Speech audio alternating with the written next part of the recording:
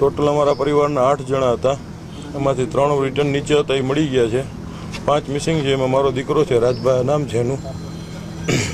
બીજા મારા એક સાઢુભાઈ છે, એક એમનો દીકરો છે, એક એના મોટાભાઈની બેબી છે અને એક એમના શાળા. ટોટલ 5 જણાની કોઈ ઓળખ પરેડ થતી નથી. આવી રીતના મારી માંગણી એ છે કે સરકાર એને કાં તો ફાંસીની સજા દે, બરોબર છે, અને કોઈ પણ રીતનો આમાં કોઈ એડવોકેટ ભાઈઓ છે એ કોઈ આનો કેસ ન લડે, નો હાઈકોર્ટમાં કે નો સુપ્રીમમાં કે નો અહીંયા. જો કોઈને પૈસાથી જ કેસ લડવો હોય તો જે એની ફી થતી હોય નથી 2 લાખ રૂપિયા હું મારા પોતાના વધારે આપીશ.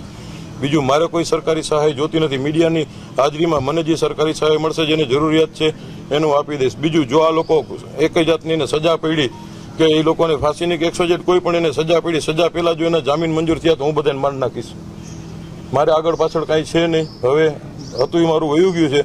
જો આ લોકો જામીન ઉપર છૂટ્યા એટલે હું એકને જીવતા નહીં. જેમ અમારા કોઈ પરિવારના ઓળખ પરેડ નથી થતી ને એમ આ કોઈની ઓળખ પરેડ હું નહીં થવા દઉં. કોઈ અધિકારી યારે કોઈ હું સરકારને એટલું કહેવા માંગુ છું કે આ લોકોને કડકમાં કડક સજા થવી જોઈએ. નહીંતર આ લોકો દર વખતે આવી રીતના એક દી મોરબીની પુલની ઘટના બને છે, એક દી બોટ ઊંધી વળી જાય છે, એક દી એવી રીતના ફાયર વળી જાય તો કોઈના દીકરા છે, કોઈના છોકરા છે, કોઈનું ફેમિલી છે, 5-5 જણા વયા જાય છે, છતાં એવી કઈ વસ્તુ